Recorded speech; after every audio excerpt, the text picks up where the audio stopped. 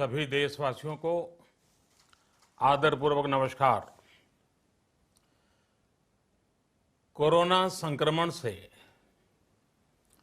मुकाबला करते हुए दुनिया को अब 4 महीने से ज्यादा समय बीत गया है।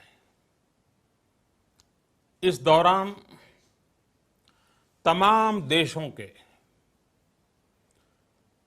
42 लाख से ज्यादा लोग कोरोना से संक्रमित हुए हैं। 2.25 लाख से ज्यादा लोगों की दुखद मृत्यु हुई है। भारत में भी अनेक परिवारों ने अपने स्वजन खोए हैं। मैं सभी के प्रति अपनी संवेदना व्यक्त करता हूं। साथियों, एक वायरस ने दुनिया को तहस नहस कर दिया है। विश्व भर में करोड़ों जिंदगियों संकट का सामना कर रही है। सारी दुनिया जिंदगी बचाने में एक प्रकार से जंग में जुटी है। हमने ऐसा संकट न देखा है, न ही सुना है। निश्चित तौर पर मानव जाति के लिए ये सब कुछ अकल्पनीय है। ये क्राइसिस अभूतपूर्व है। लेकिन थकना, हारना, टूटना, बिखरना मानव को मंजूर नहीं है। सतर्क रहते हुए ऐसी जंग के सभी नियमों का पालन करते हुए अब हमें बचना भी है और आगे बढ़ना भी है। आज जब दुनिया संकट में है, तब हमें अपना संकल्प और मजबूत करना होगा। हमारा संकल्प इस संकट से भी विराट होगा। साथियों,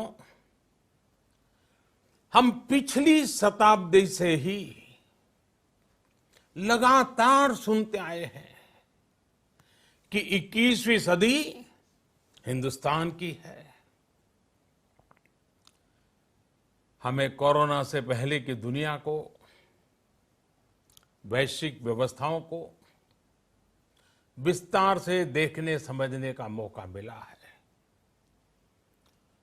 कोरोना संकट के बाद भी दुनिया में जो स्थितियां बन रही हैं, उसे भी हम निरंतर देख रहे हैं।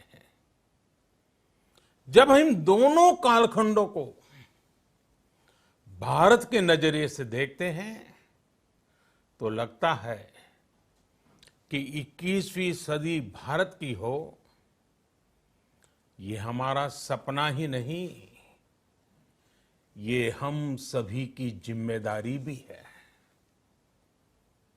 लेकिन इसका मार्ग क्या हो? विश्व की आज की स्थिति हमें सिखाती है कि इसका मार्ग एक ही है, आत्मनिर्भर भारत। हमारे यहां शास्त्रों में कहा गया है, एषः पंथः, यानी यही रास्ता है आत्मनिर्भर भारत। साथियों, एक राष्ट्र के रूप में आज हम एक बहुत अहम मोड़ पर खड़े हैं। इतनी बड़ी आपदा भारत के लिए एक संकेत लेकर आई है, एक संदेश लेकर आई है, एक अवसर लेकर आई है।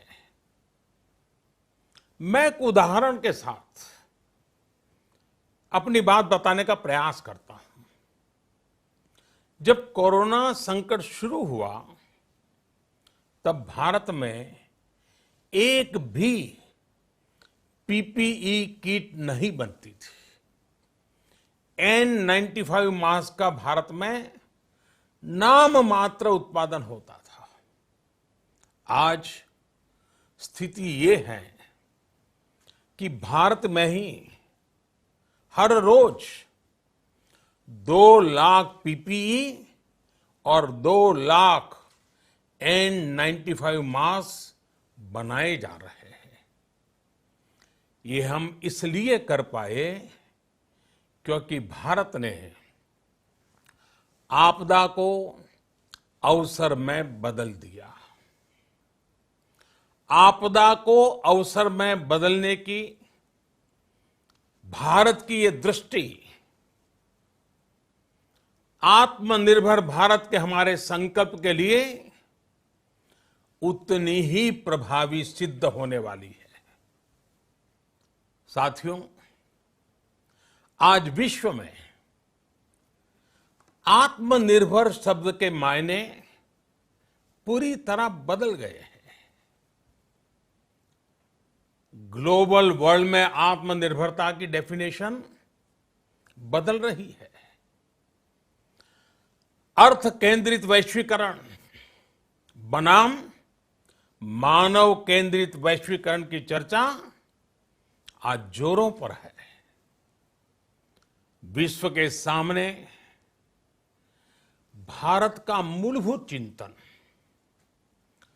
आशा की किरण नजर आता है। भारत की संस्कृति, भारत के संस्कार उस आत्मनिर्भरता की बात करते हैं जिसकी आत्मा वसुधैव कुटुंबकम है।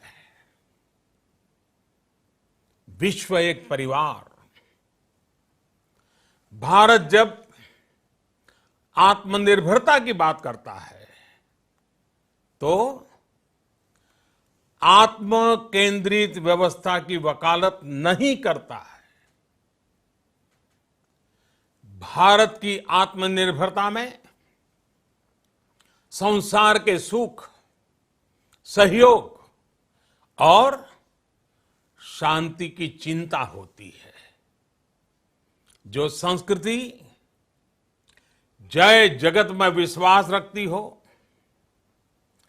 जो जीव मात्र का कल्याण चाहती हो, जो पूरे विश्व को परिवार मानती हो, जो अपनी आस्था में माता भूमि ही पुत्रो अहम पृथ्वी इसकी सोच रखती हो, जो पृथ्वी को मां मानती हो, वो संस्कृति, वो भारत भूमि जब आत्मनिर्भर बनती है तब उससे एक सुखी समृद्ध विश्व की संभावना भी सुनिश्चित होती है।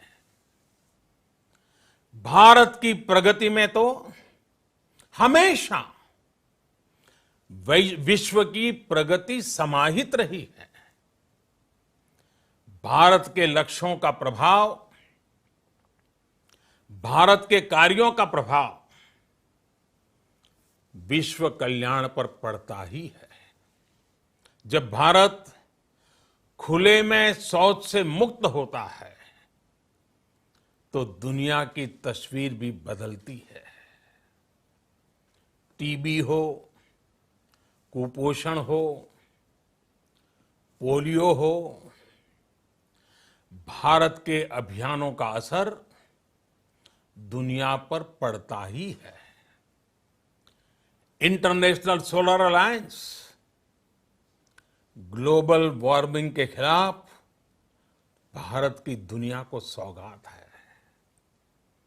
इंटरनेशनल योगा दिवस की पहल मानव जीवन को तनाव से मुक्ति दिलाने के लिए भारत का उपहार है। जिंदगी और मौत की लड़ाई लड़ रही दुनिया में आज भारत की दवाइयां एक नई आशा लेकर पहुंचती है। इन कदमों से दुनिया भर में भारत की भूरी भूरी प्रशंसा होती है। तो स्वाभाविक है, हर भारतीय गर्व करता है। दुनिया को विश्वास होने लगा है कि भारत बहुत अच्छा कर सकता है, मानव जाति के कल्याण के लिए बहुत कुछ अच्छा दे सकता है। सवाल यह है कि आखिर कैसे? इस सवाल का भी उत्तर है 130 करोड़ देशवासियों का आत्मनिर्भर भारत का संकल्प। साथियों, हमारा सदियों का गौरवपूर्ण इतिहास रहा है। भारत जब समृद्ध था, सोने की चिड़िया कहा जाता था, संपन्न था, तब सदा विश्व के कल्याण की राह पर ही चला। वक्त बदल गया, देश गुलामी की जंजीरों में जकड़ गया। हम विकास के लिए तरसते रहे।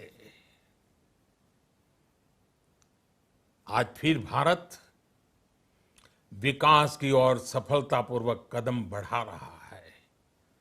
तब भी विश्व कल्याण की राह पर अटल है। याद करिए, इस शताब्दी की शुरुआत के समय Y2K संकट आया था। भारत के टेक्नोलॉजी एक्सपर्ट्स ने दुनिया को उस संकट से निकाला था। आज हमारे पास साधन है, हमारे पास सामर्थ्य है, हमारे पास दुनिया की सबसे बेहतरीन टैलेंट है। हम बेस्ट प्रोडक्ट्स बनाएंगे, अपनी क्वालिटी और बेहतर करेंगे, सप्लाई चेन को और आधुनिक बनाएंगे। ये हम कर सकते हैं और हम जरूर करेंगे। साथियों, मैंने अपनी आंखों के सामने कच्छ भूकंप के वो दिन देखे हैं। हर तरफ सिर्फ मलबा ही मलबा, सब कुछ ध्वस्त हो गया था। ऐसा लगता था मानो कच्छ मौत की चादर ओढ़कर सो गया हो। उस परिस्थिति में कोई सोच भी नहीं सकता था कि कभी हालत बदल पाएंगे। लेकिन देखते ही देखते कच्छ उठ खड़ा हुआ, कच्छ चल पड़ा, कच्छ बढ़ चला। यही हम भारतीयों की संकल्प शक्ति है। हम ठान लें तो कोई लक्ष्य असंभव नहीं, कोई राह मुश्किल नहीं। और आज तो चाह भी है, राह भी है। ये है भारत को आत्मनिर्भर बनाना। भारत की संकल्प शक्ति ऐसी है कि भारत आत्मनिर्भर बन सकता है। साथियों, आत्मनिर्भर भारत की ये भव्य इमारत 5 पिलर्स पर खड़ी होगी। पहला पिलर इकोनॉमी। एक ऐसी इकोनॉमी जो इंक्रीमेंटल चेंज नहीं बल्कि क्वांटम जंप लाए। दूसरा पिलर इंफ्रास्ट्रक्चर। एक ऐसा इंफ्रास्ट्रक्चर जो आधुनिक भारत की पहचान बने। तीसरा पिलर हमारी सिस्टम। एक ऐसा सिस्टम जो बीती शताब्दी की रीति नीति नहीं बल्कि 21वीं सदी के सपनों को साकार करने वाली टेक्नोलॉजी ड्रिवन व्यवस्थाओं पर आधारित हो। चौथा पिलर हमारी डेमोग्राफी। दुनिया की सबसे बड़ी डेमोक्रेसी में हमारी वाइब्रेंट डेमोग्राफी हमारी ताकत है। आत्मनिर्भर भारत के लिए हमारी ऊर्जा का स्रोत है। पांचवा पिलर डिमांड।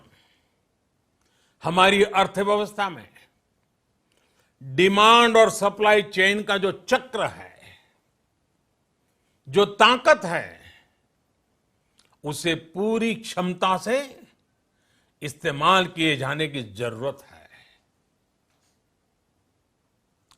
देश में डिमांड बढ़ाने के लिए, डिमांड को पूरा करने के लिए हमारी सप्लाई चेन के हर स्टेक होल्डर का सशक्त होना जरूरी है। हमारी सप्लाई चेन, हमारी आपूर्ति की उस व्यवस्था को हम मजबूत करेंगे जिसमें मेरे देश की मिट्टी की महक हो, हमारे मजदूरों के पसीने की खुशबू हो। साथियों, कोरोना संकट का सामना करते हुए नए संकल्प के साथ मैं आज एक विशेष आर्थिक पैकेज की घोषणा कर रहा हूं। यह आर्थिक पैकेज आत्मनिर्भर भारत अभियान, आत्मनिर्भर भारत अभियान की अहम कड़ी के तौर पर काम करेगा। साथियों, हाल में सरकार ने कोरोना संकट से जुड़ी जो आर्थिक घोषणाएं की थी, जो रिजर्व बैंक के फैसले थे और आज जिस आर्थिक पैकेज का ऐलान हो रहा है, उसे जोड़ दें तो ये करीब करीब 20 लाख करोड़ रुपए का है। 20 लाख करोड़ रुपए का है। ये पैकेज भारत की जीडीपी का करीब करीब 10% है। इन सबके जरिए देश के विभिन्न वर्गों को आर्थिक व्यवस्था की कड़ियों को 20 लाख करोड़ रुपए का संबल मिलेगा, सपोर्ट मिलेगा।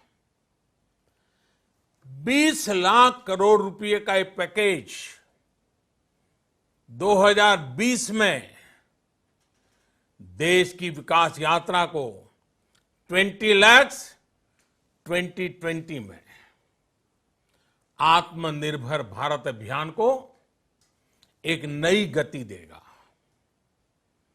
आत्मनिर्भर भारत के संकल्प को सिद्ध करने के लिए इस पैकेज में लैंड, लेबर, लिक्विडिटी और लॉज सभी पर बल दिया गया है। ये आर्थिक पैकेज हमारे कुटीर उद्योग, गृह उद्योग, हमारे लघु मंझोले उद्योग, हमारे एमएसएमई के लिए हैं, जो करोड़ों लोगों की आजीविका का साधन है, जो आत्मनिर्भर भारत के हमारे संकल्प का मजबूत आधार है। ये आर्थिक पैकेज देश के उस श्रमिक के लिए हैं, देश के उस किसान के लिए हैं, जो हर स्थिति, हर मौसम में देशवासियों के लिए दिन रात परिश्रम कर रहा है। ये आर्थिक पैकेज हमारे देश के मध्यम वर्ग के लिए है, जो ईमानदारी से टैक्स देता है, देश के विकास में अपना योगदान देता है। ये आर्थिक पैकेज भारतीय उद्योग जगत के लिए है, जो भारत के आर्थिक सामर्थ्य को बुलंदी देने के लिए संकल्पित है। कल से शुरू करके आने वाले कुछ दिनों तक वित्त मंत्री जी द्वारा आपको आत्मनिर्भर भारत अभियान से प्रेरित इस आर्थिक पैकेज की विस्तार से जानकारी दी जाएगी। साथियों, आत्मनिर्भर भारत बनाने के लिए बोल्ड रिफॉर्म्स की प्रतिबद्धता के साथ अब देश का आगे बढ़ना अनिवार्य है। आपने भी अनुभव किया है कि बीते 6 वर्षों में जो रिफॉर्म्स हुए, उनके कारण आज संकट के इस समय भारत की व्यवस्थाएं अधिक सक्षम, अधिक समर्थ नजर आई है। वरना कौन सोच सकता था कि भारत सरकार जो पैसे भेजेगी वो पूरा का पूरा गरीब की जेब में, किसान की जेब में पहुंच पाएगा। लेकिन ये हुआ, वो भी तब हुआ जब तमाम सरकारी दफ्तर बंद थे, ट्रांसपोर्ट के साधन बंद थे, जनधन, आधार, मोबाइल,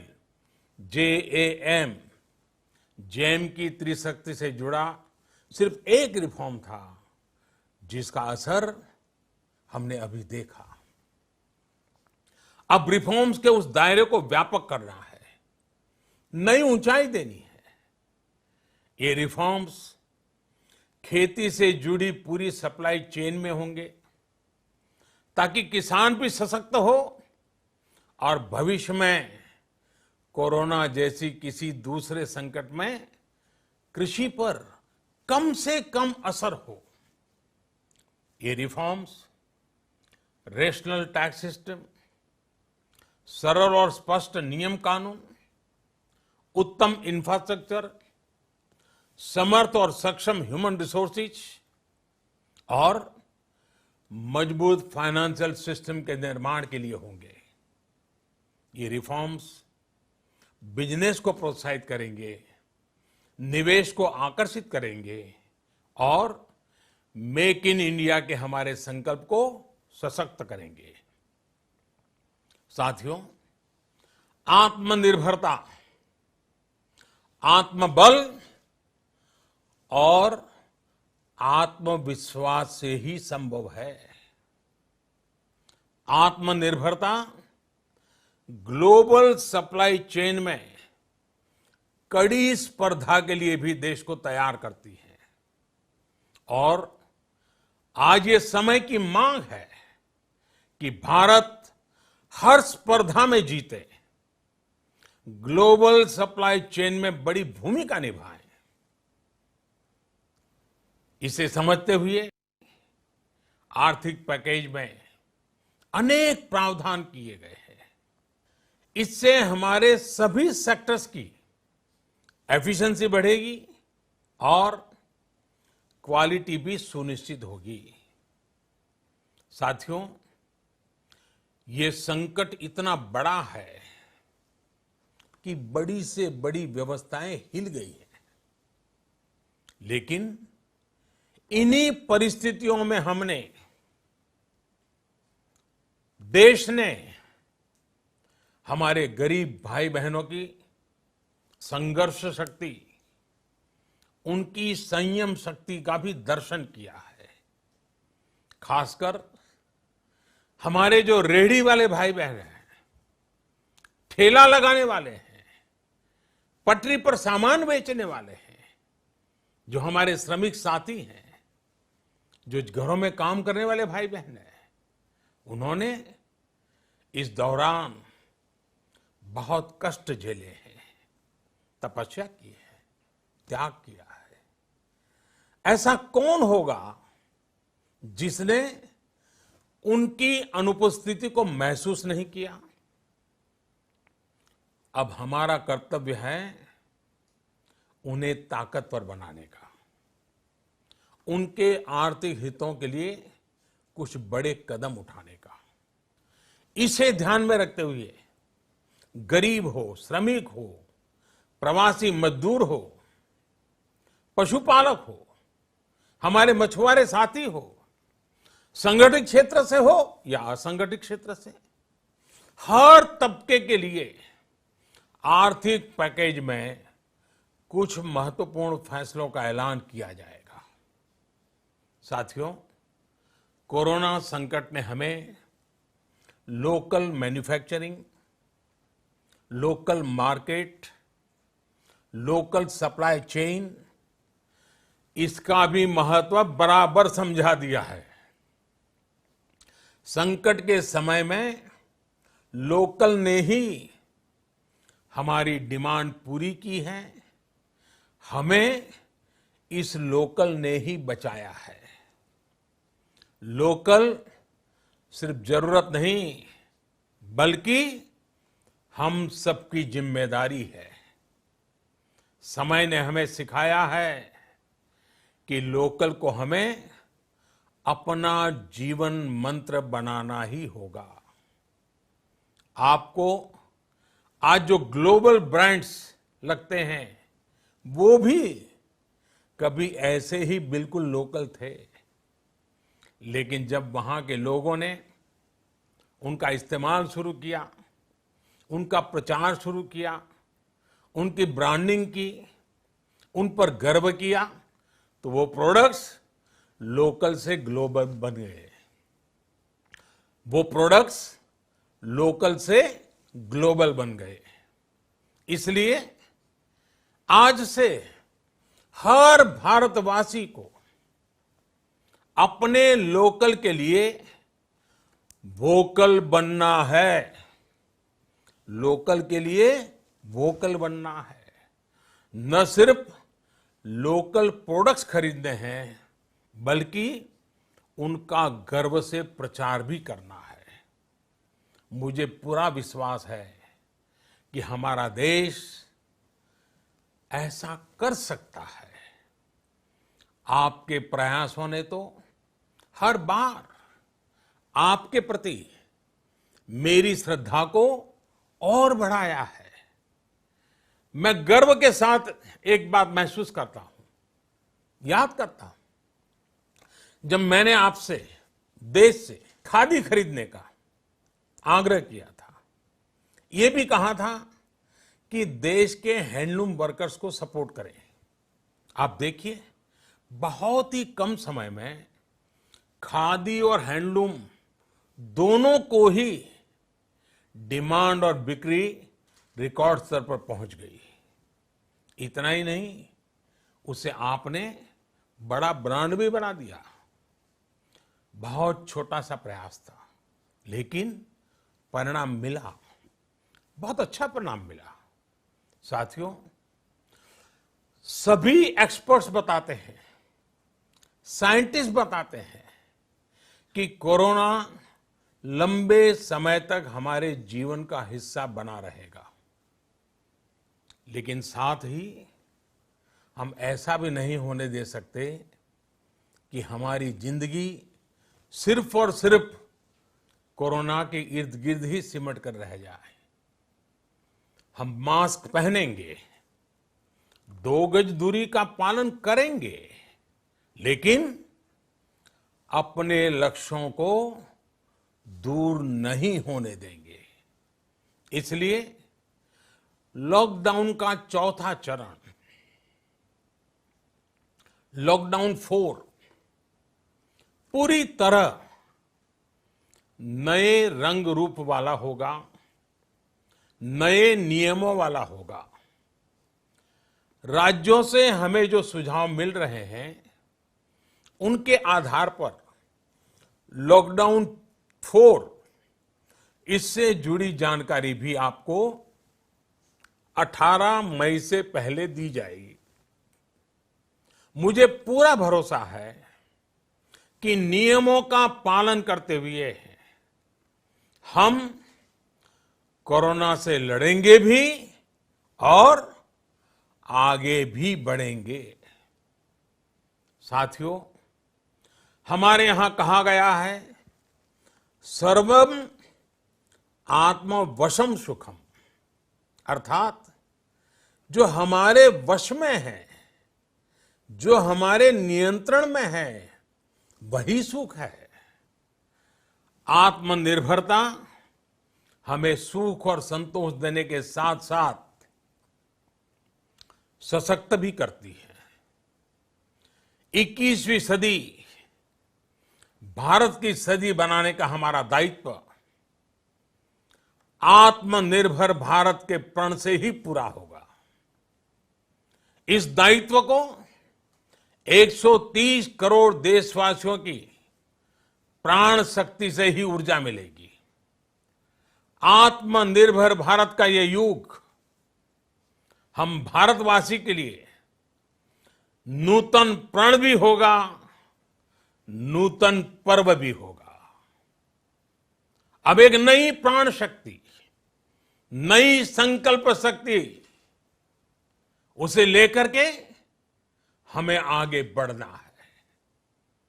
जब आचार विचार कर्तव्य भाव से सराबोर हो, कर्मठता की पराकाष्ठा हो, कौशल्य की पूंजी हो, तो आत्मनिर्भर भारत बनने से कौन रोक सकता है। हम भारत को आत्मनिर्भर भारत बना सकते हैं।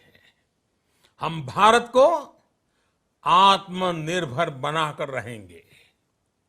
इस संकल्प के साथ, इस विश्वास के साथ मैं आपको बहुत बहुत शुभकामनाएं देता हूं। आप अपने स्वास्थ्य का, अपने परिवार, अपने करीबियों का जरूर ध्यान रखिए। बहुत बहुत धन्यवाद।